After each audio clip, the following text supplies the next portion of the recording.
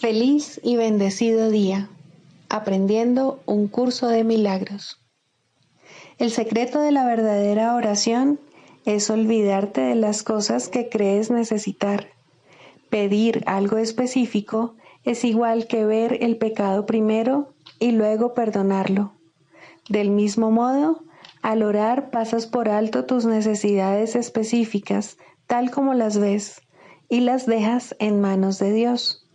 Ahí se convierten en los regalos que le haces, pues le dicen que no antepondrás otros dioses a Él, ni que quieres otro amor que el suyo. Este libro es un comienzo, no un final. Del prefacio, ¿qué postula? Párrafo 12. El perdón es algo desconocido en el cielo, donde es inconcebible que se pudiese necesitar. En este mundo, no obstante, el perdón es una corrección necesaria para todos los errores que hemos cometido. Perdonar a otros es la única manera en que nosotros mismos podemos ser perdonados, ya que refleja la ley celestial, según la cual dar es lo mismo que recibir. El cielo es el estado natural de todos los hijos de Dios, tal como Él los creó. Esa es su realidad eternamente, la cual no ha cambiado porque nos hayamos olvidado de ella. Introducción. Este es un curso de milagros. Es un curso obligatorio. Solo el momento en que decides tomarlo es voluntario. Tener libre albedrío no quiere decir que tú mismo puedas establecer el plan de estudios. Significa únicamente que puedes elegir lo que quieres aprender en cualquier momento dado.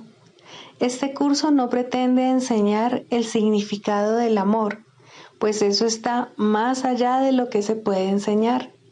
Pretende, no obstante, despejar los obstáculos que impiden experimentar la presencia del amor, el cual es tu herencia natural. Lo opuesto al amor es el miedo, pero aquello que todo lo abarca no puede tener opuestos. Este curso puede, por lo tanto, resumirse muy simplemente de la siguiente manera. Nada real puede ser amenazado. Nada irreal existe. En esto radica la paz de Dios. Capítulo 1. El significado de los milagros. Primero, principios de los milagros. Principio 31. Los milagros deben inspirar gratitud, no reverencia. Debes dar gracias a Dios por lo que realmente eres. Los hijos de Dios son santos y los milagros honran su santidad, que ellos pueden ocultar, mas nunca perder. Capítulo 4. Las ilusiones del ego. 7. Creación y comunicación. Está claro que si bien el contenido de cualquier ilusión particular del ego es irrelevante, su corrección es más útil dentro de un contexto específico. Las ilusiones del ego son muy concretas, aunque la mente es naturalmente abstracta. Parte de la mente, no obstante, se vuelve concreta al dividirse. La parte concreta cree en el ego, porque el ego depende de lo concreto. El ego es aquella parte de la mente que cree que lo que define tu existencia es la separación. Lo único que el ego percibe es un todo separado, desprovisto de las relaciones que presupone el estado de ser. El ego, por lo tanto, está en contra de la comunicación, excepto cuando se utiliza para establecer separación en vez de para abolirla. El sistema de comunicación del ego se basa en su propio sistema de pensamiento, al igual que todo lo demás que él impone. Su comunicación está controlada por la necesidad que tiene de protegerse e interrumpirá la comunicación siempre que se sienta amenazado. Esta interrupción es una reacción hacia una o varias personas determinadas. El carácter específico de la manera de pensar del ego da lugar, entonces, a generalizaciones falsas que no son realmente abstractas en absoluto. El ego simplemente responde de ciertas formas específicas a todo lo que percibe como relacionado. El espíritu, en cambio, reacciona de la misma manera a todo lo que sabe que es verdadero y no responde en absoluto a nada más. Tampoco hace ningún esfuerzo por establecer lo que es verdad. Él sabe que lo único que es verdad es lo que Dios creó. El espíritu está en completa y directa comunicación con todos los aspectos de la creación, debido a que está en completa y directa comunicación con su Creador. Esta comunicación es la voluntad de Dios. Creación y comunicación son sinónimos. Dios creó a cada mente comunicándole su mente y estableciéndola así para siempre como un canal para su mente y su voluntad. Puesto que solo los seres que pertenecen a un mismo orden pueden realmente comunicarse, sus creaciones se comunican naturalmente con Él y como Él. Esta comunicación es perfectamente abstracta, ya que su aplicación es de una calidad universal y no está sujeta a ningún juicio, excepción o alteración. Dios te creó mediante esta comunicación y para ella. La mente puede distorsionar su propia función, pero no puede atribuirse a sí misma funciones que no le fueron dadas. Por eso es por lo que la mente no puede perder del todo la capacidad de comunicarse, aun cuando puede negarse a utilizarla en favor del estado de ser. Tanto la existencia como el estado de ser se basan en la comunicación. La existencia, sin embargo, es específica en cuanto a qué, cómo y con quién vale la pena entablar comunicación.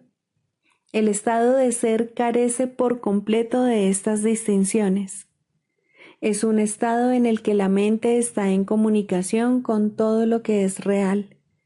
En la medida en que permitas que ese estado se vea coartado, en esa misma medida estarás limitando la idea que tienes acerca de tu propia realidad, la cual se vuelve total únicamente cuando reconoces a toda la realidad en el glorioso contexto de la verdadera relación que tiene contigo. Esa es tu realidad. No la profanes ni la rechaces. Es tu verdadero hogar, tu verdadero templo y tu verdadero ser. Dios, que abarca todo lo que existe, creó seres que lo tienen todo individualmente, pero que quieren compartirlo para así incrementar su gozo. Nada real puede incrementarse, excepto compartiéndolo. Por eso es por lo que Dios te creó a ti. La abstracción divina se deleita compartiendo. Eso es lo que significa la creación. Las preguntas qué, cómo y con quién son irrelevantes toda vez que la verdadera creación lo da todo, ya que solo puede crear a semejanza propia.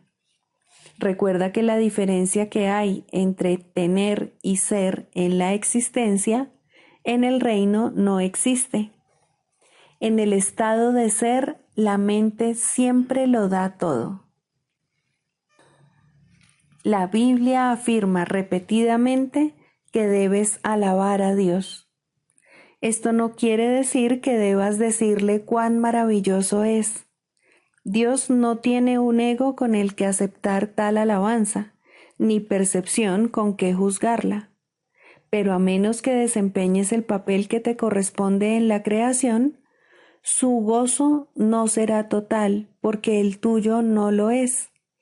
Y Él ciertamente sabe esto. Lo sabe en su propio ser y en la experiencia que su ser tiene de la experiencia del Hijo. El constante fluir de su amor se obstruye cuando sus canales están cerrados y se siente solo cuando las mentes que Él creó no se comunican plenamente con Él. Dios ha salvaguardado tu reino, pero no puede compartir su gozo contigo hasta que no conozcas el reino con toda tu mente. La revelación no es suficiente porque es una comunicación de Dios hacia ti solamente. Dios no tiene necesidad de que se le devuelva la revelación, lo cual sería claramente imposible, pero sí desea que se transmita a otros. Esto no se puede hacer con la revelación en sí, pues su contenido no puede ser expresado, debido a que es algo sumamente personal para la mente que lo recibe. No obstante, dicha mente la puede extender a otras mentes mediante las actitudes generadas por la sabiduría que se deriva de la revelación. Dios es alabado cada vez que una mente aprende a ser completamente servicial. Esto, sin embargo, es imposible a menos que también aprenda a ser completamente inofensiva, pues ambas creencias tienen que coexistir. Los que son verdaderamente serviciales son a su vez invulnerables porque no protegen a sus egos y, por lo tanto, nada puede hacerles daño. Su espíritu servicial es la manera en que alaban a Dios, y Él les devolverá las alabanzas que le hagan, porque ellos son como Él y pueden regocijarse juntos. Dios se extiende hasta ellos y a través de ellos, y cunde una gran alegría por todo el reino. Cada mente que ha sido transformada contribuye a aumentar esta alegría al estar individualmente dispuesta a compartirla. Los verdaderamente serviciales son los obradores de milagros de Dios, a quienes yo dirijo hasta que estemos todos unidos en el júbilo del reino. Yo te dirigiré allí donde puedas ser verdaderamente servicial y a quien pueda seguir mi dirección a través de ti. Libro de ejercicios, pregunta 9. ¿Qué es el segundo advenimiento? El segundo advenimiento de Cristo, que es tan seguro como Dios, es simplemente la corrección de todos los errores y el restablecimiento de la cordura. Es parte de la condición que reinstaura lo que nunca se perdió y reestablece lo que es eternamente verdad. Es la invitación que se le hace a la palabra de Dios para que ocupe el lugar de las ilusiones, la señal de que estás dispuesto a dejar que el perdón descanse sobre todas las cosas, sin excepción y sin reservas. La naturaleza totalmente inclusiva del segundo advenimiento de Cristo es lo que le permite envolver al mundo y mantenerte a salvo en su dulce llegada, la cual abarca a toda cosa viviente junto contigo. La liberación a la que el segundo advenimiento da lugar no tiene fin, pues la creación de Dios es ilimitada. La luz del perdón ilumina el camino del segundo advenimiento, porque refulge sobre todas las cosas a la vez y cual una sola, y así, por fin, se reconoce la unidad. El segundo advenimiento marca el fin de las enseñanzas del Espíritu Santo, allanando así el camino para el juicio final, en el que el aprendizaje termina con un último resumen que se extenderá más allá de sí mismo hasta llegar a Dios. En el segundo advenimiento, todas las mentes se ponen en manos de Cristo para serle restituidas al Espíritu en el nombre de la verdadera creación y de la voluntad de Dios. El segundo advenimiento es el único acontecimiento en el tiempo que el tiempo mismo no puede afectar, pues a todos los que vinieron a morir aquí o aún han de venir, o a aquellos que están aquí ahora, se les libera igualmente de lo que hicieron. En esta igualdad se reinstaura a Cristo como una sola identidad, en la cual los hijos de Dios reconocen que todos ellos son uno solo. Y Dios el Padre le sonríe a su Hijo, su única creación y su única dicha. Ruega, pues, porque el segundo advenimiento tenga lugar pronto, pero no te limites a eso, pues necesita tus ojos, tus oídos, tus manos y tus pies. Necesita tu voz, pero sobre todo, necesita tu buena voluntad. Regocijémonos de que podamos hacer la voluntad de Dios y unirnos en su santa luz. Pues mirad, el Hijo de Dios es uno solo en nosotros y podemos alcanzar el amor de nuestro Padre a través de Él. Lección 308. Este instante es el único tiempo que existe. El concepto que yo he forjado del tiempo impide el logro de mi objetivo. Si elijo ir más allá del tiempo hasta la intemporalidad, tengo que cambiar mi percepción acerca del propósito del tiempo, pues su propósito no puede ser que el pasado y el futuro sean uno. El único intervalo en el que puedo librarme del tiempo es ahora mismo, pues en este instante el perdón ha venido a liberarme. Cristo nace en el ahora, sin pasado ni futuro. Él ha venido a dar la bendición del presente al mundo, restaurándolo a la intemporalidad y al amor. Y el amor está siempre presente, aquí y ahora. Gracias por este instante, Padre. Ahora es cuando soy redimido. Este instante es el momento que señalaste para la liberación de tu Hijo y para la salvación del mundo en él.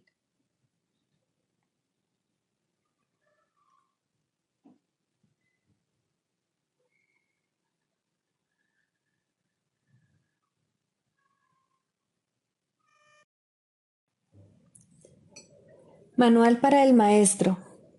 4. ¿Cuáles son las características de los maestros de Dios? Las características superficiales de los maestros de Dios no son en modo alguno similares. Si se les mira con los ojos del cuerpo, se observa que no hay parecido entre ellos, que vienen de ambientes totalmente distintos, que sus experiencias acerca del mundo varían enormemente y que sus personalidades externas son muy diversas. Durante las primeras etapas en el desempeño de su función como maestros de Dios, no han adquirido todavía las profundas características que los establecerán como lo que son. Dios concede dones especiales a sus maestros, porque tienen un papel especial que desempeñar en su plan para la expiación. El que sean especiales es, por supuesto, una condición estrictamente temporal, establecida en el tiempo, a fin de que les lleve más allá de él. Estos dones especiales, nacidos de la relación santa hacia la que se encamina la situación de aprendizaje-enseñanza, se convierten en algo característico de todos los maestros de Dios que han progresado en su aprendizaje. Desde este punto de vista, todos son iguales. Cualquier diferencia entre los hijos de Dios es siempre temporal. Puede afirmarse, no obstante, que, en el tiempo, los maestros de Dios más avanzados poseen las siguientes características: confianza, honestidad, tolerancia, mansedumbre, júbilo, indefensión, generosidad, paciencia, fe y mentalidad abierta. Hoy haremos hincapié en la característica 4, la mansedumbre.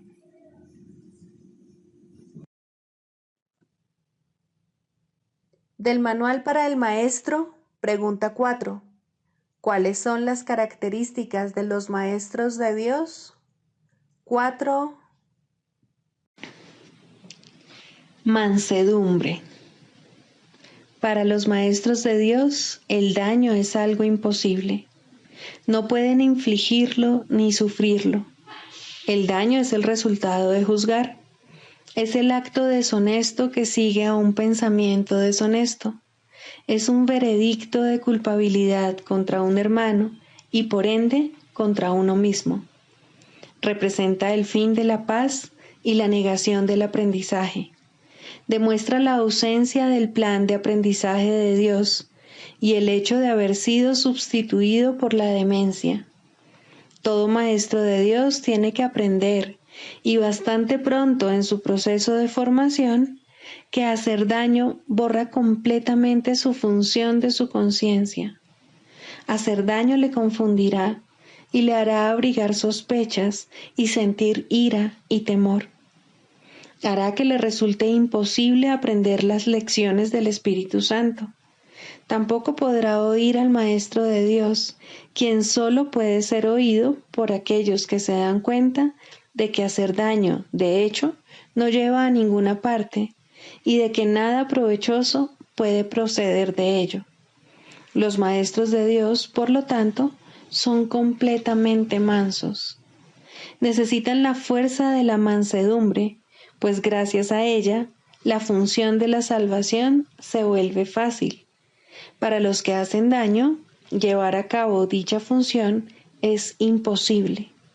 Pero para quienes el daño no tiene significado, la función de la salvación es sencillamente algo natural.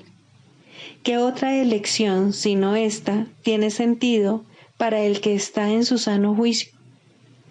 ¿Quién, de percibir un camino que conduce al cielo, elegiría el infierno?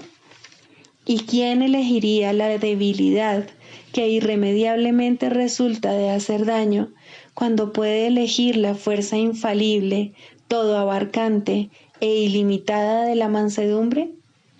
El poder de los maestros de Dios radica en su mansedumbre, pues han entendido que los pensamientos de maldad no emanan del Hijo de Dios ni de su Creador. Por lo tanto, unen sus pensamientos a aquel que es su fuente, y así su voluntad, que siempre fue la de Dios, queda libre para ser como es.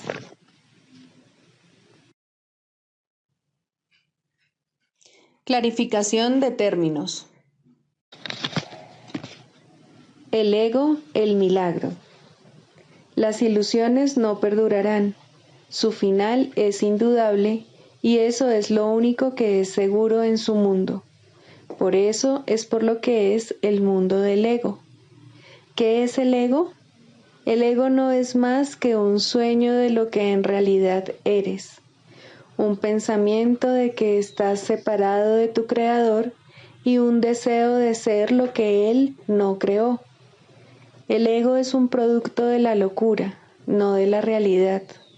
Es tan solo un nombre para lo innombrable, un símbolo de lo imposible, una elección de opciones que no existen.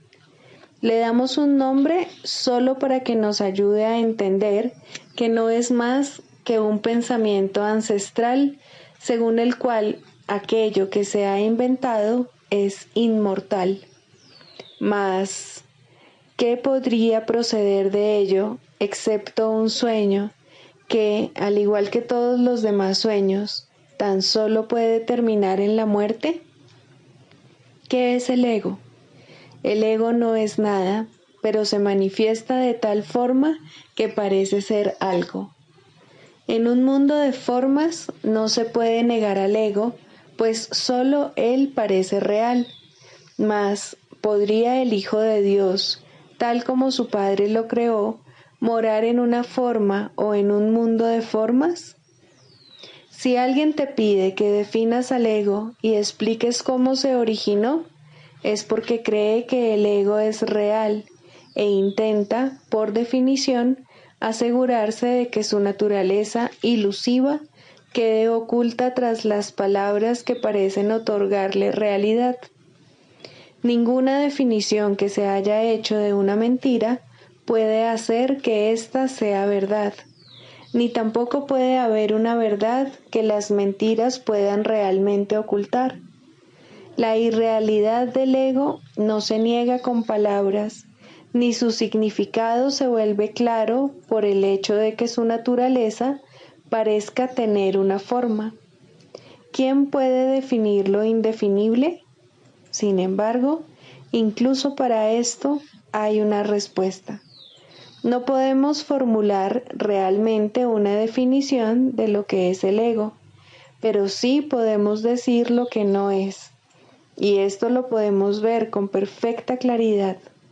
Basándonos en eso, podemos deducir lo que es. Observa su opuesto y verás la única respuesta que tiene sentido. A lo opuesto al ego, desde cualquier punto de vista, origen, efectos y consecuencias, le llamamos milagro. En él encontramos todo lo que no tiene que ver con el ego en este mundo. El milagro es lo opuesto al ego, y solo en él podemos observar lo que era el ego, pues en él vemos lo que éste aparentemente hacía, y la causa y sus efectos no pueden sino seguir siendo una misma cosa. Donde antes había obscuridad, ahora veremos luz. ¿Qué es el ego? Lo que antes era la obscuridad. ¿Dónde está el ego? Donde antes estaba la oscuridad. ¿Qué es ahora y dónde puede encontrársele? No es nada y no se le puede encontrar en ninguna parte. Ahora la luz ha llegado y su opuesto se ha ido sin dejar ni rastro. Donde antes había maldad, ahora hay santidad. ¿Qué es el ego? Lo que antes era maldad. ¿Dónde está el ego? En una pesadilla que solo parecía ser real mientras la estabas soñando. Donde antes había crucifixión, ahora está el Hijo de Dios. ¿Qué es el ego? ¿Quién tiene necesidad de preguntar? ¿Dónde está el ego? ¿Quién necesita ir en busca de ilusiones ahora que los sueños han desaparecido? ¿Qué es un milagro? Un milagro es un sueño también, pero si observas todos los aspectos de ese sueño, jamás volverás a dudar. Observa el bondadoso mundo que se extiende ante ti mientras caminas envuelto en mansedumbre. Observa a los ayudantes que encuentras a lo largo del camino que recorres, felices ante la certeza del cielo y la garantía de paz. Y observa también, por un instante, lo que por fin dejaste atrás y finalmente pasaste de largo. Esto es lo que era el ego, el odio cruel, la necesidad de venganza y los gritos de dolor, el miedo a la muerte y el deseo de matar, la ilusión de no tener hermanos y el yo que parecía estar solo en el universo. El milagro corrige este terrible error con respecto a ti mismo, con la misma dulzura con la que una madre amorosa adormece con su canto a su criatura. ¿No preferirías escuchar un canto así? ¿No contestaría ese canto todo lo que pensabas preguntar, haciendo incluso que la pregunta dejase de tener sentido? Tus preguntas no tienen respuesta, ya que han sido planteadas para acallar la voz de Dios, la cual nos hace a todos una sola pregunta. ¿Estás listo ya para ayudarme a salvar el mundo? Pregunta esto en vez de preguntar qué es el ego, y verás un súbito resplandor envolver al mundo que el ego fabricó. Ahora no se le niega a nadie ningún milagro. El mundo se ha salvado de todo lo que tú pensabas que era, y lo que es ha sido siempre absolutamente puro y jamás ha sido condenado. El milagro perdona, el ego condena. No se necesita ninguna otra definición para ninguno de ellos excepto esta. Mas, ¿qué definición podría ser más cierta o estar más a tono con lo que es la salvación? Con esto, el problema y la respuesta se llevan una al lado del otro, y al estar finalmente juntos, la elección es obvia. ¿Quién elegiría el infierno de reconocer que eso es lo que está eligiendo? ¿Y quién no seguiría adelante un poco más cuando le ha sido dado comprender que el camino es corto y que el cielo es su meta? La práctica de la psicoterapia. Segundo, ¿es la psicoterapia una profesión? Estrictamente hablando, la respuesta es no. ¿Cómo podría considerarse exclusiva una profesión que todo el mundo desempeña? ¿Qué límites podría imponerse a una interacción en la que cada quien es a la vez paciente y terapeuta en toda relación en la que forma parte? Sin embargo, desde un punto de vista práctico, se puede decir que hay algunas personas que se dedican fundamentalmente a alguna u otra forma de curación como su tarea principal, y es a ellos a los que un gran número de personas acude en busca de ayuda. Esa es, en efecto, la práctica de la terapia. Ellos son, por consiguiente, los ayudantes oficiales. Están dedicados a satisfacer ciertas clases de necesidad en sus actividades profesionales, aunque pueden ser maestros mucho más capaces fuera de ellas. Ellos no necesitan, evidentemente, pautas específicas, pero se les puede pedir que utilicen ciertas aplicaciones de los principios generales que rigen la curación. En primer lugar, el terapeuta profesional se encuentra en una disposición idónea para demostrar que no hay grados de dificultad en la curación. No obstante, para poder hacer esto, necesita un adiestramiento especial, puesto que el aprendizaje mediante el cual se convirtió en terapeuta probablemente le enseñó poco o nada acerca de los verdaderos principios de la curación. De hecho, probablemente le enseñó cómo imposibilitarla. La mayoría de las enseñanzas del mundo siguen un programa de estudio en cómo juzgar con miras a hacer del terapeuta un juez. Más aún de esto, se puede valer el Espíritu Santo y a la menor invitación lo hará. El sanador no sanado puede ser arrogante, egoísta, indiferente e incluso deshonesto. Puede no estar interesado en la curación como su meta principal, pero algo le sucedió. No importa cuán leve pudo haber sido, ni cuán equivocada la dirección que pudo haber elegido cuando decidió ser un sanador. Ese algo es suficiente. Tarde o temprano, ese algo despuntará y crecerá. Un paciente tocará su corazón y el terapeuta silenciosamente le pedirá ayuda. Ha encontrado un terapeuta para sí mismo. Le ha pedido al Espíritu Santo que entre en la relación y la sane. Ha aceptado la expiación para sí mismo. Se dice que Dios contempló todo lo que había creado y lo declaró bueno. No, Él lo declaró perfecto, y así fue. Y como sus creaciones no cambian y son eternas, así es ahora. Sin embargo, es imposible que exista un terapeuta perfecto o un perfecto paciente. Ambos han tenido que negar su perfección, pues la misma necesidad que uno tiene por el otro implica un sentimiento de carencia.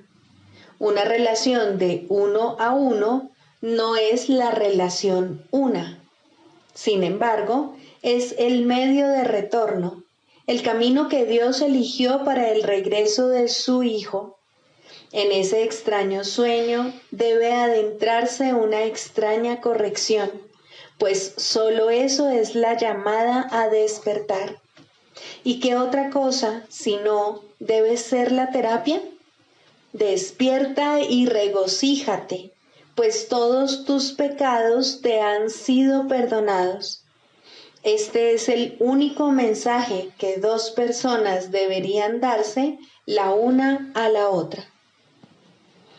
Algo bueno debe resultar de todo encuentro entre paciente y terapeuta, y ese algo bueno se salvaguarda para los dos hasta el día en que ambos puedan reconocer que solo eso fue real en su relación.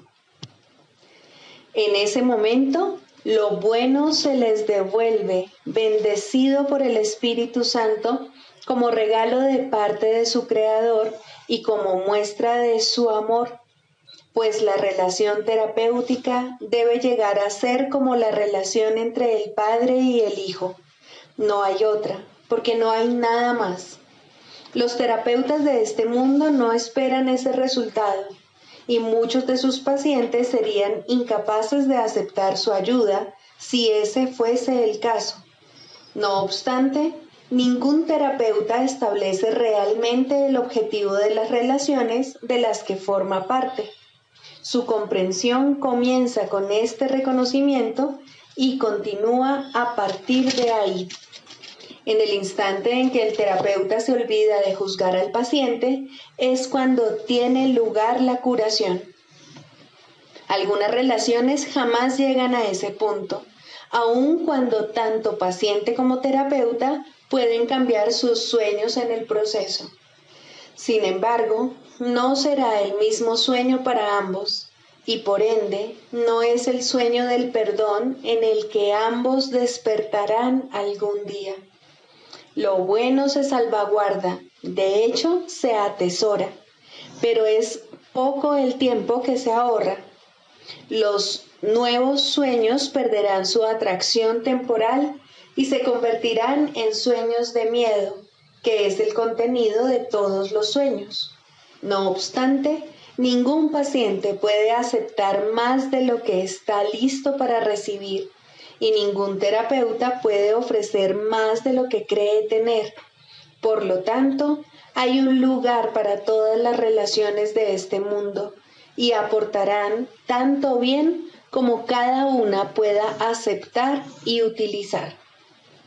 De todos modos, la curación tiene lugar cuando cesa todo juicio, porque solo entonces se puede entender que no hay grados de dificultad en la curación.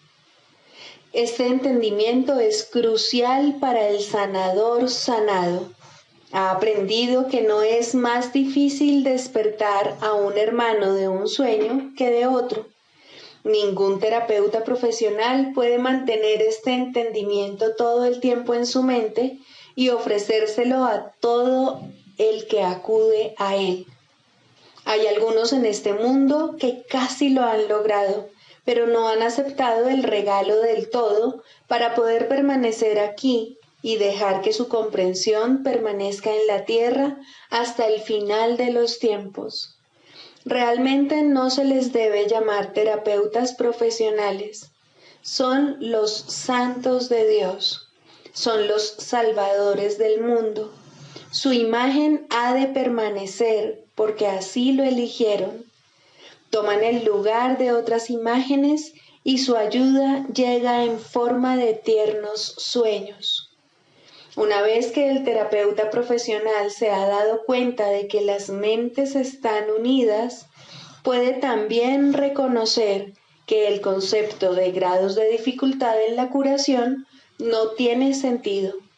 No obstante, mucho antes de que llegue a este entendimiento con el tiempo, puede encaminarse hacia él, y son muchos los instantes santos que pueden ser suyos a lo largo del camino.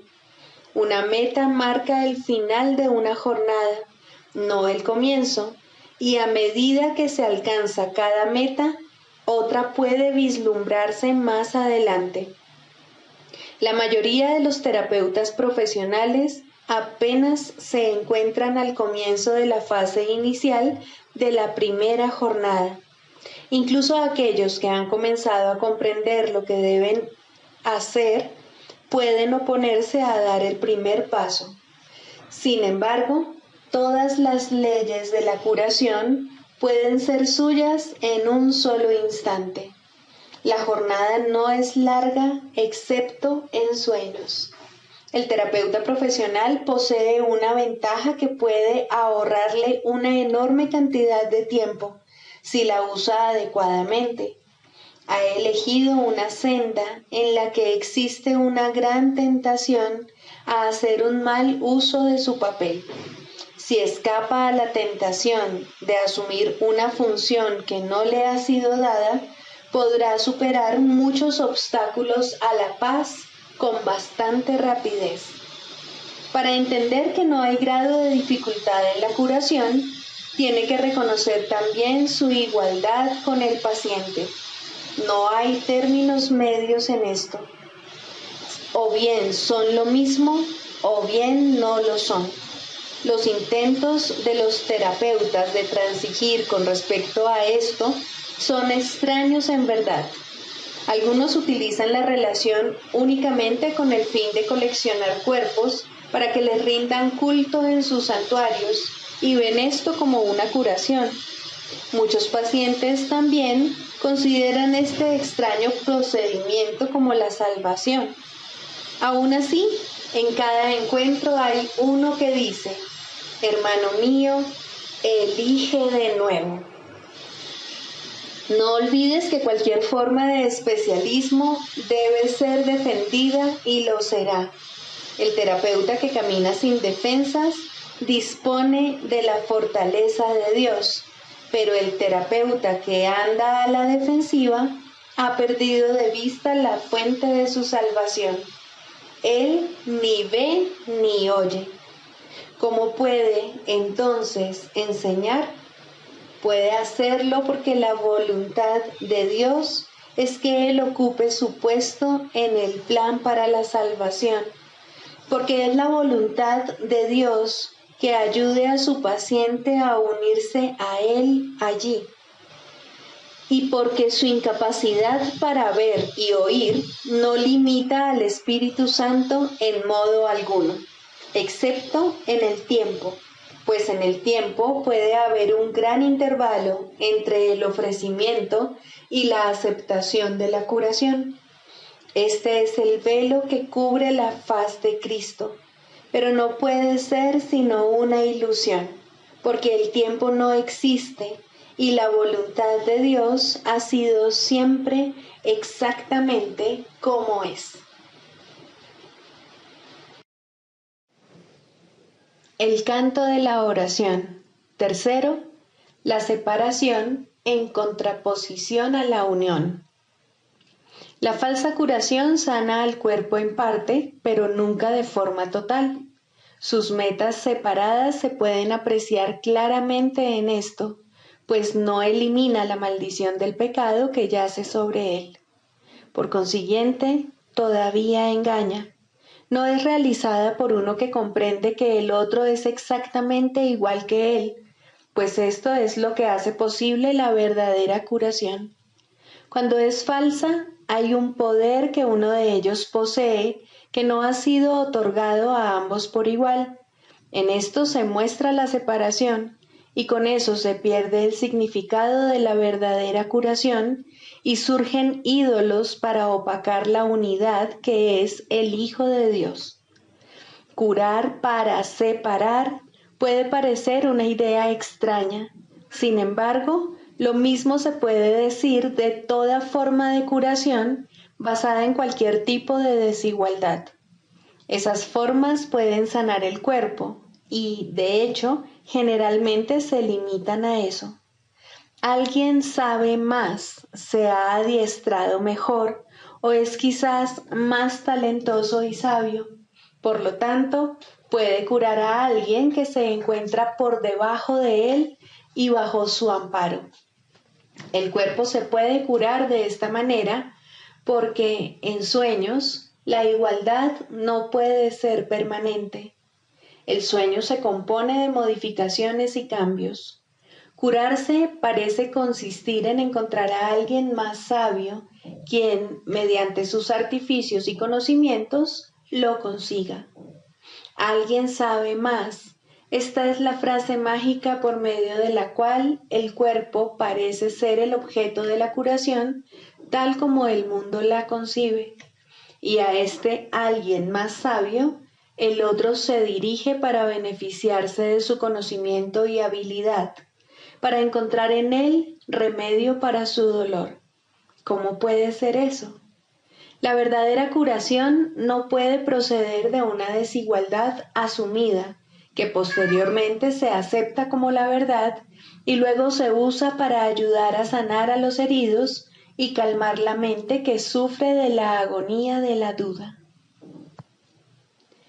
¿Existe entonces un papel que uno pueda jugar en la curación para ofrecer ayuda a otro? Desde la arrogancia, la respuesta tiene que ser no, pero desde la humildad, ciertamente hay un lugar para los que quieren ayudar. Es como el papel del que ayuda en la oración, que deja que el perdón sea aquello para lo que se concibió. No te consideras el portador del don especial que da lugar a la curación. Lo único que tienes que hacer es reconocer tu unidad con el que está pidiendo ayuda, pues en esta unidad desaparece su sentido de separación, que es lo que lo enfermó. No tiene sentido administrar remedio alguno, excepto allí donde radica la fuente de la enfermedad, pues de otra manera nunca podría curarse verdaderamente. Sanadores los hay, pues son hijos de Dios que reconocen su fuente y comprenden que todo lo que su fuente crea es uno con ellos. Ese es el remedio que brinda alivio infalible. Ese es el remedio que seguirá bendiciendo por toda la eternidad. No cura solo en parte, sino totalmente y para siempre. Ahora la causa de toda dolencia se ha puesto al descubierto totalmente como es, y en ese lugar se halla ahora escrita la santa palabra de Dios. La enfermedad y la separación deben curarse por el amor y la unión. Nada más puede curar tal como Dios estableció la curación. Sin Él no hay curación, pues sin Él no hay amor. Solo la voz de Dios puede decirte cómo curar. Escucha y nunca dejarás de ofrecer su amoroso remedio a quienes Él te envía para dejar que Él los sane y para bendecir a todos aquellos que colaboran con Él en nombre de la curación. El cuerpo sanará porque la causa de su enfermedad ha desaparecido. Y ahora, al no tener causa alguna, no puede volver a presentarse en otra forma. Tampoco se temerá a la muerte, porque se ha comprendido lo que es.